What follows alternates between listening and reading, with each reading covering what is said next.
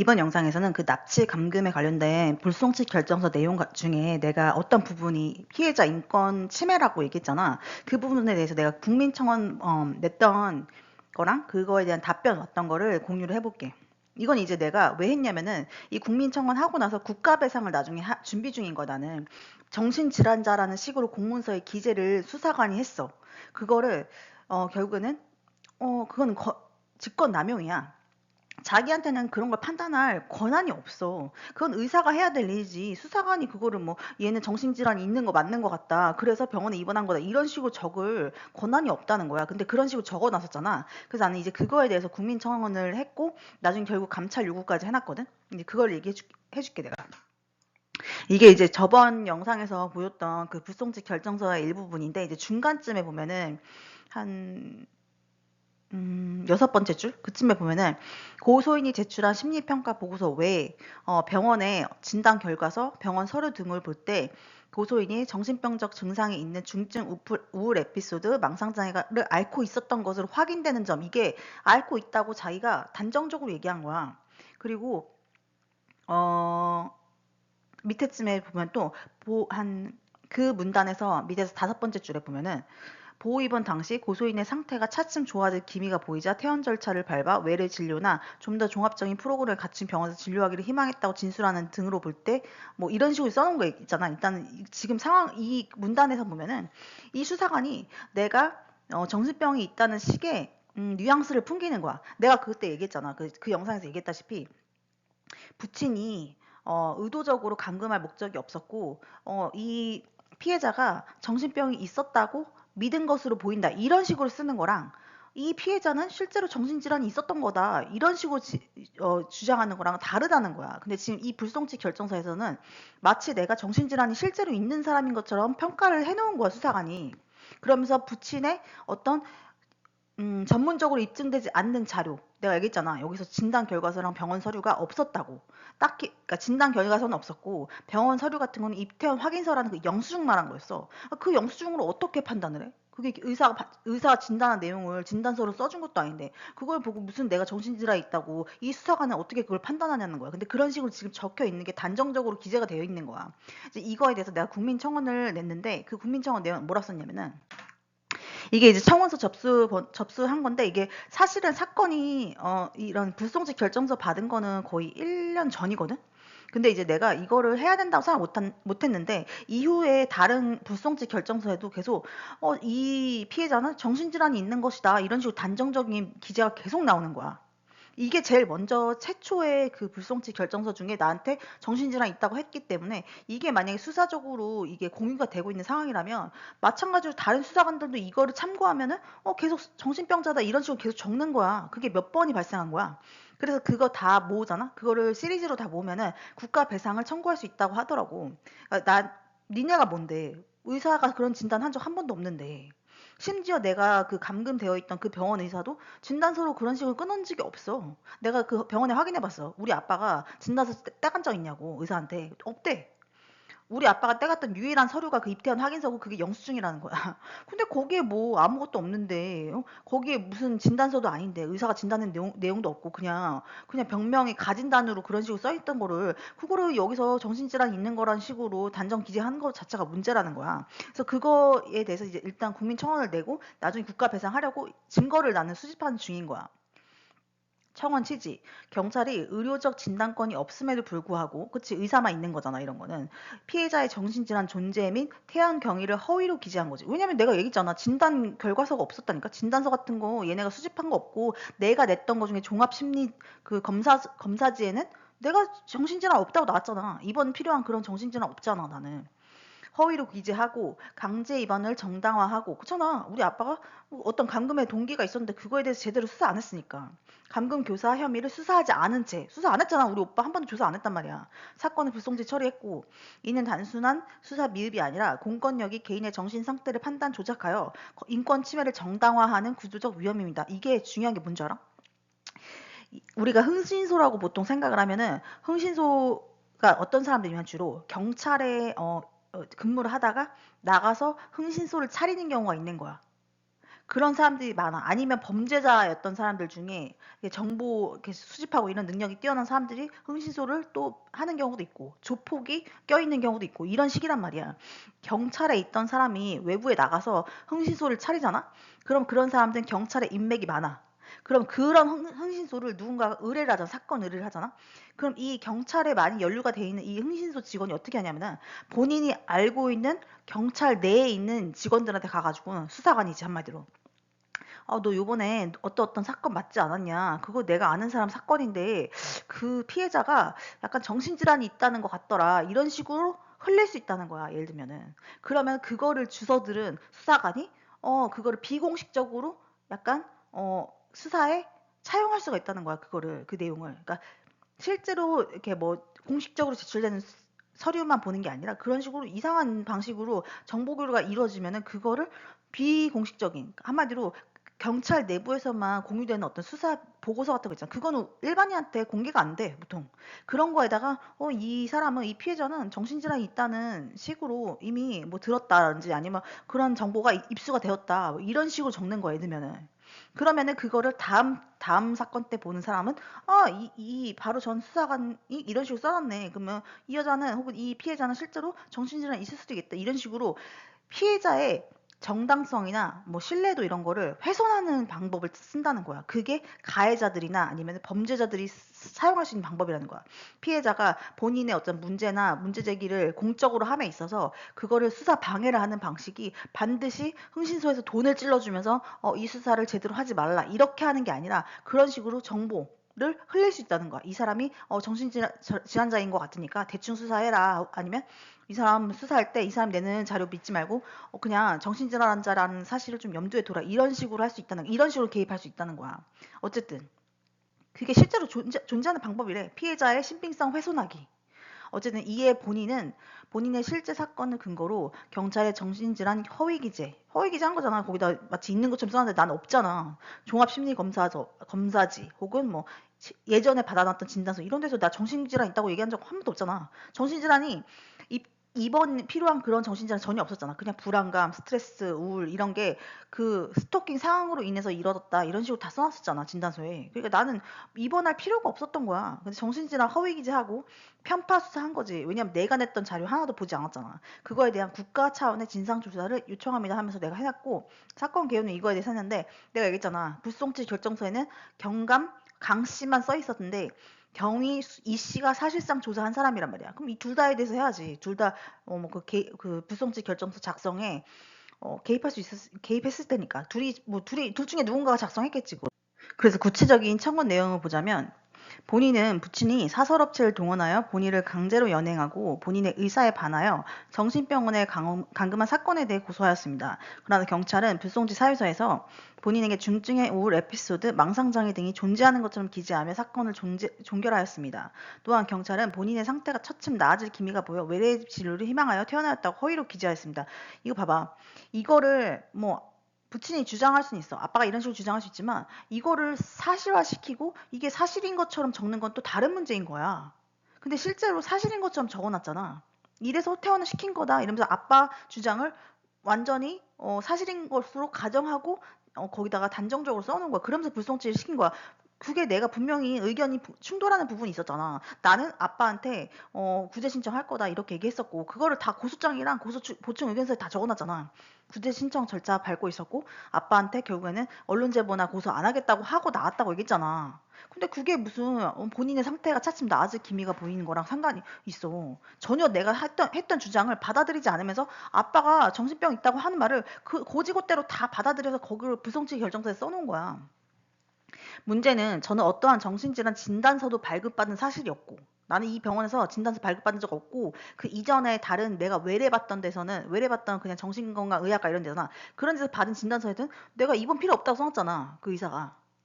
그리고 정신질환 진단서는 환자 본인 동의 하에만 발급이 가능한데도 그러니까 내가 발급할 수 있고 무조건 그 뭐지 가족도 동의가 없으면 받을 수 없어 진단서는. 근데 우리 아빠가 진단서를 냈다는 식으로 이 경찰에 써놓은 게 그거 허위야 허위.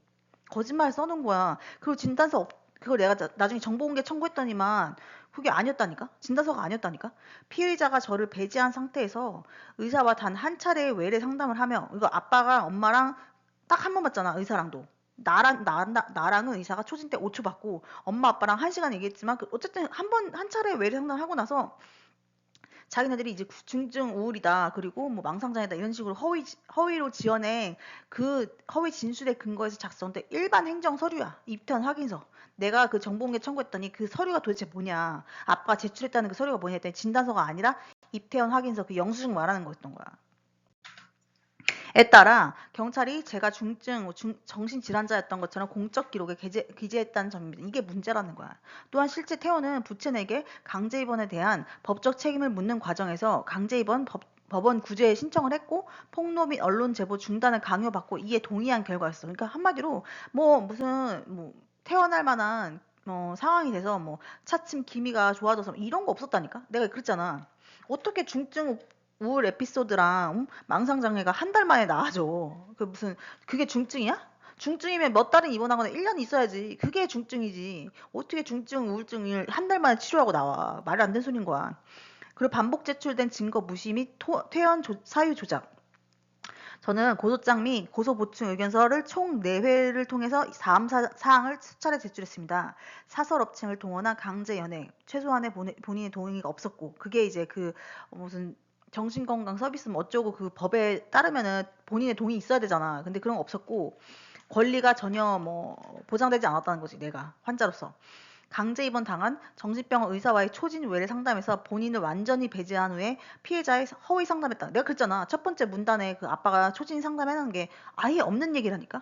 미국에서 있었던 일이라고 아빠가 주장했던 내용이 전혀 내가 있었던 일이 아닌 거야. 아예 거짓말 해놓은 거야, 아빠가. 그거를 내가 바로잡을 수가 없었지, 배제가 됐으니까. 그 다음에 종합심리검사 결과 정신질환 없다고 나왔잖아. 그 사람 그 임상병리상가 임상심리상가 그 사람이 그 적어놓은 거에서 뭐 우울증, 망상 없다고 그 사람 판단한 거야. 그러니까 입원해 있을 이유가 없는 사람인 거야, 나는 아예. 보호 입원에 대한 강제 입원 법원 구제 절차 진행 중이었어. 한마디로 나는 알아서 나오려고 구제 절차를 법원에 신청해 놓고 있는 상태였다는 거야. 아빠가 퇴원 안 시키면 난 저거 하고서는 아빠 고소할 거다 이렇게 얘기해놨잖아. 그런 상황이었던 거지. 그러니까 한마디로 나는 이 입원해 있을 이유가 없었던 사람이라 이거야. 퇴원 조건으로 폭로 및 언론 제보 중단 강요. 아빠 이런 거 강요했고, 내가 결국엔 이걸 아빠를 강요랑 협박으로 다시 재고소를 해, 나중에. 이 사건이 끝난 다음에. 이건 납치감금이었잖아. 근데 강요랑 협박으로 내가 또다시 고소하고 거기서 허위 공문서가 또 나와. 그 얘기를 또 해주게, 나중에.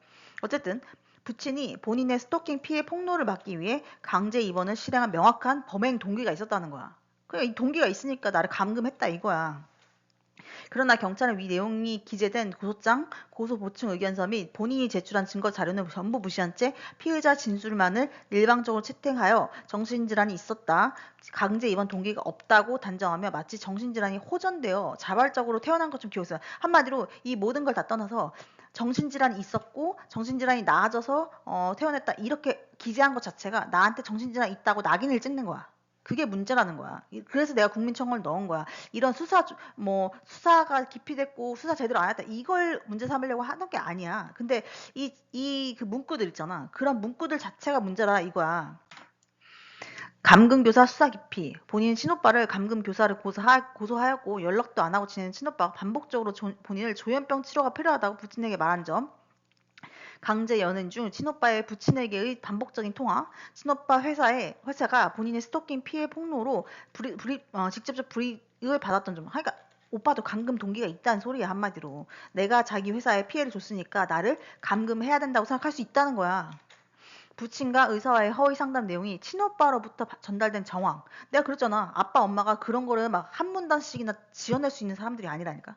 우리 엄마 아빠는 논문에 대한 내용을 그렇게 알지를 못해. 논문 출판 과정 아는 그런 학계에 있는 사람들이 아니야. 근데 엄마 아빠가 막 그거를 1시간 동안 의사랑 상담하는 과정에서 그거를 그런 거짓말을 지어냈다는 게 나는 의심스러운 거야. 그리고 내가 그랬잖아. 그때 이미 이메일 해킹당한 상태였고 이메일로다 내가 교수들하고 영어로 어떤 이메일 보낸 내용을 잘못 누군가가 해석한다면 엄마 아빠가 그 거짓으로 상담한 내용을 식으로 해석할 수 있다는 거야. 근데 누가 해킹했어? 전현무가 해킹했잖아. 전현무가 해킹해서 내 이메일 쳐보고 있었어. 그러고서는 그 교수들이랑 이메일 보낸 내역에서 내가 써놓은 거에 완전 반대 상황으로 엄마 아빠한테 전달한 거야. 그러니까 거짓말인 거지. 내가 겪었던 일은 어떤 A라는 사건인데 이거를 다르게 해석하면은 A가 거꾸로 된 느낌인 거야. 그런 느낌으로 엄마 아빠가 상담해놨으니까 나는 이건 엄마 아빠가 지어낸 얘기가 아니라 전현무가 내 핸드폰이나 이메일 해킹해가지고 내용을 쳐본 다음에 그걸 오빠한테 전달했고 그게 엄마 아빠한테 다시 전달이 되는 과정에서 왜곡이 된 거야 그게 내용이. 그렇게 된 거야. 그게 정황인 거야 결국에는. 그리고 친오빠와 스토커 관련 인맥과의 연결 관계. 이거 진짜 웃긴 거 뭐냐면은 나중에 어떤 공문서에 친오빠랑 전현무랑 연락하고 지냈다는 내용이 들어가 있어. 그걸 나도 얘기한 적이 없고 나도 그렇게 얘기한 적이 없고 아빠도 그렇게 얘기한 적이 없대. 근데 거기에 들어가 있단 갑자기 거기 불송치 결정서에 그게 나와 있어. 그래서 그걸 내가 이게 어디서 나온 말이냐 하면서 정보공개 청구했거든? 없어. 부존재하대 그런 게. 그래 지금 웃긴 거지. 그러니까 누가 마음대로 적어 놓은 거야 그 내용을. 어쨌든 등을 제출하였음에도 경찰은 이에 대해 단 한 차례 실질 조사도 하지 않았어요. 뭐 오빠를 아예 조사를 안 했으니까. 구조적인 문제가 있다는 거야. 이거는 개인의 억울함이 아니라 다음과 같은 구조적 인권 침해 위험을 보여줍니다. 이거는 국가 배상을 하기 위해서 내가 인권 침해라는 말을 일부러 넣어놓은 거야. 경찰이 의료적 진단권이 없음에도 정신질환을 허위 단정 기재했다. 내가 정신질환 있었는데 나아져서 태어난 거다. 이런 식으로 아빠 말 믿는 걸 그대로 써놨잖아. 정신질환이 있는 사람으로 날 단정 지어놓은 거. 허위 보호 입원 요건에 대한 법적 검증 절차, 실질 심사가 부재하다. 뭐 이거는 수사상의 문제였던 거지. 그러니까 법적으로 따지면 내 권리가 보호가 됐어야 되는데 내가 배제됐던 상황에 대해서 전혀 뭐 문제 삼지 않았던 거야. 그게 마치 괜찮은 상황인 것처럼 적절한 상황인 것처럼 그렇게 판단해 놓은 거고 피의자의 진술만으로 피해자의 정신 상태를 판단하고 조작해. 내가 그랬잖아. 진단서 따로 없다니까. 정식 진단서 없어. 입퇴원 확인서 그거 뭐 행정 서류야. 거기에 써 있는 뭐 가진단된 어떤 뭐 정신질환 상태라는 식으로 아빠가 자기가 막 초진 때 얘기했던 내용 판단해서 거기 써 있는 그냥 단순 얘기 가지고 그거로다가 정신 상태를 판단한 거야. 저 경찰이 지 멋대로. 그리고 퇴원 사유에 대한 사실 왜곡. 내가 얘기했잖아. 퇴원 사유는 뭐다? 내가 그 언론 제보 안 하겠다고 아빠랑 약속하고 나왔다 이거잖아. 그리고 내가 구제 절차를 진행 중이었는데 아빠한테 나 나가서 아빠 고소할 거다 이렇게 했더니 아빠가 그거 엄마가 그거 뜯어 말리면서 그러다가 이제 퇴원한 거야. 인권 침해를 정당화하기 위한 허위 공문서 작성. 그러니까 거짓말 한 거잖아. 내내 거짓말 한 거야. 거기 거짓말 대잔치야. 불송치 결정서가. 우리 아빠 거짓말 하고 수사관은 그대로 그거 다 받아줬고. 그게 문제인 거야, 지금. 그래서 이거는 이제 공권력 남용이다, 이거야. 이는 언제든지 누구에나 발생할 수 있는 문제고, 요청사항 뭐냐. 국민청원을 통해 다음 사항을 요청합니다. 경찰의 불송치 사유선에 정신질환 및 퇴원 사유 허위 왜곡 기재 근거가 뭐냐는 거야. 이거는 입퇴원 확인서나 피의자 일반 상담 내용이 아닌 의사의 정식 진단서 확인했냐 이거야. 안 했다니까? 이거 정보공개 쳤을 때 없어 이런 거. 이 사람 징계하거나 처벌해야 된다는 거야. 누구 맘대로 나를 정신질환 있다는 식으로 적어놔. 입퇴원 확인서 보고서는. 그리고 우리 아빠가 피의자인 사람 말 들으면서 웃긴 거 아니야? 피해자 말 다 들어. 그러고서는 막 피해자가 정신질환 있다고 했으니까 넌 정신질환 있는 거야. 그래서 우리는 이렇게 판단하고 불송치 할 거야. 이게 뭐야? 강제 입원 과정에서 피의자의 배제 상황과 허위 상담 및 진단에 대한 피의자 진술 채택을 조사하라는 거예요. 왜 지금 상충되는 의견 중에 피의자가 하는 말을 다 믿고 그걸 다 적어놨냐 이거고. 보호 입원 사건에서 감금교사 수사 누락의 적법성 조사. 이거는 뭐 사실 이건 어차피 불송치 2신청해서 해달라고 한 거긴 한데 어쨌든 중요한 건 1번, 2번인 거야. 1번이 제일 중요하지. 사실 이게 국가배상에서 제일 중요한 내용이고. 결론. 어쨌든 인권 침해에 대해서 공식적인 조사 해달라. 이거 국가 배상 나중에 할 거니까 두 번째 문단에서 보면은 본사안은 개별 사건의 불송치 처분에 대한 이의제기가 아니라는 거야. 이의제기나 불복 절차를 하려는 게 아니라 거기에 왜 그런 내용을 써놨냐 이거야. 그 정신질환이 있다는 식의 왜곡을 왜 해서 써놨냐 이게 문제인 거야. 그러면서 밑에 맨 마지막 국가는 개인의 정신 상태를 판단 조작하여 인권 침해를 정당화할 권리가 없다. 이렇게 써놓은 거지. 답변 이렇게 왔어. 안녕하십니까. 귀하께서 재원이 제출한 내용에 대해서 얘기하면서 일단 위에 부분은 요약해 놓은 거고 내 얘기를 요약한 거고 검토 결과 담당 수사관이 관련자의 진술 및 증거 자료들을 종합적으로 수사하여 불송치 결정을 한 사안으로 웃기는 거야. 무슨 관련자의 진술이야. 관련자 진술 중에 내 진술은 내가 얘기했던 거랑 내가 냈던 자료들은 왜 종합적으로 수사를 안 해? 내가 낸 거랑 다 상충이 되면은 상충되는 거에 대해서 대지 심사를 했어야 되는 거야. 근데 그런 거 하나도 없었잖아. 그냥 내가 얘기한 건 아예 다 무시한 거야. 그래서 나랑 변호사가 냈던 모든 의견서에 있는 증거 다 무시했어. 그리고 우리 아빠가 했던 말 다 받아들였어. 이게 무슨 종합적이야. 편파적인 수사지. 그리고 항고 및 재정 신청 절차를 진행해서 종료해. 이건 맞아. 이건 근데 이 과정에서 다 문제점이 있었어. 계속 뭐 원용해. 이전 판단을 원용하고 막 어쩌고 하면 무슨 소리냐면은 이전 판단 그대로 차용하겠다. 우리가 그 사이에 계속 증거 냈거든. 하나도 뭐 받아들여진 게 없고 우리가 애초에 냈던 증거도 제대로 보지도 않은 거잖아. 그러니까 뭐 이거 과정에서 엉망진창이었던 거야, 이거는. 이건 중요한 게 뭐냐면 어차피 재정신청까지 가서 끝났으면 기각이 됐으면 어떻게 되냐면은 결국 새로운 증거가 나올 때까지 기다려야 되는 거야. 그 소리 뭐냐면 전현무가 실제로 나를 스토킹했다는 상황에 대한 증거가 나와버리잖아. 그러면 내가 다시 걸 수 있는 거 아빠를. 아, 봐라. 전현무가 날 스토킹 했던 게 맞고, 이런 식으로 불법 촬영이 이루어졌었고, 이런 거를 이제 뭐 이렇게 우리가 증거로 제출해. 그러면 그 증거에 따라서 그러면 이 과정에서 이렇게 내가 언론 제보하다가 납치 감금 당한 상황에 대해서 오빠가 협박 받았다는 얘기를 했었잖아. 내가 이 사건에서. 그럼 오빠가 실제로 협박 받았는지 확인하고 그럼 협박 받은 다음에 우리 아빠를 사주해가지고 나를 뭐 정신병원에 쳐넣도록 했는지 그런 것까지 다 조사가 들어가게 되는 거야. 그렇게 새로운 증거가 나오게 되면 이 사건 다시 재수사할 수 있는 거야. 근데 어쨌든 간에 우리가 계속 나랑 변호사들이 계속 뭐 추가 의견서 내고 증거 내면서 수사해달라 이런 방향으로 했는데 아무것도 안 했어. 재수사 때도 우리가 냈던 의견서 있잖아. 받아들여진 게 없어. 내가 수사관 정 씨에 대해서 제가 다시 조사해달라고 했잖아. 안 했어, 아예. 아무것도 안 했어. 그러고서는 다시 피의자 진술 같은 거 갖고 다 받아들인 거야. 진짜 웃긴 거지. 우리가 해달라는 거에 대한 수사를 아예 안 한 게 문제인 거야. 그거에 대해서 아무 추가 의견이 없어. 항고에 대한 항고 기각 결정이 났잖아. 그럼 항고 기각 이유를 받을 수가 있단 말이야. 거기에 우리가 해달라는 거에 대해서 검토한 내용이 하나도 없어. 그건 진짜 웃긴 거야. 그래 놓고 피의자 측 의견 다 받아들였어. 중간에 이거 무슨 의미냐면은 나도 정관 썼잖아. 전현무는 정관 안 썼겠어? 전현무는 지가 이렇게 돼가지고 지가 막 걸려 들어갈 상황이면 지도 비싼 변호사 썼겠지. 나보다 더 비싼 변호사 썼겠지. 몇 억을 들여도. 왜냐면 지는 이게 만약에 사건이 실제로 터지면 위약금이 200억이야. 그럼 어떻게든지 작은 돈을 뿌리면서 이 사건을 덮으려고 하겠지. 그러면 지도 정관 썼을 거 아니야. 지도 정관 써서 정관한테 우리 아빠가 정관 변호사 쓰진 않았어도 지가 쓴 정관 변호사가 내 담당 검사한테 연락해가지고 아, 이 사건 이런 식으로 좀 수사 마무리 해달라 이런 식으로 요청이나 뭔가 청탁이 들어갈 수 있다는 거야. 내 생각엔 그런 거야. 왜냐면 너무 재수사 봐봐 불송치 됐어. 그리고 이의 신청했어 우리가. 그리고 재수사가 나왔어. 재수사 해주겠다 이렇게 나왔어. 그러면 불송치에 대한 재수사를 해주겠다는 건 사실상 송치할 가능성이 높아져야 맞는 거거든. 근데 우리가 요청한 그 다시 재수사해달라는 내용이 수사가 아예 안 된 거야. 그 소리는 누군가 방해했다는 것밖에 안 되는 거야. 재수사 결정을 내린 그 검사는 사실상 우리 편을 들어주려고 했던 거야. 어떤 면에서는. 불송치에 이의 신청해서 재수사 하라는 거는 송치 가능성 높아져야 맞는 건데 갑자기 우리가 낸 의견서에 있는 모든 내용이 아무것도 조사가 안 됐어. 그러더니 막 갑자기 피의자에 대해서 막 다 호의적으로 나왔어 결국에. 그거는 중간에 누군가가 또 개입했다는 소리밖에 안 되는 거야. 내가 썼던 정관보다 더 센 사람이 붙어가지고 압력 행사할 수 있다는 소린 거야. 어쨌든 아울러 뭐 귀하께서 뭐 수사 과정에 감찰 요청했는데 뭐 관련 수사 막 확인했을 때 뭐 수사가 진행되고 관련 규정에 따라 수사가 진행됐다고 확인돼. 이것도 진짜 웃긴 거야. 이런 거 있잖아. 이런 거 정보공개 청구하잖아. 그럼 뭐라고 나온 줄 알아? 비공개 처리해. 감찰을 했어. 감찰 요청을 했어. 그러고서는 걔네가 감찰해.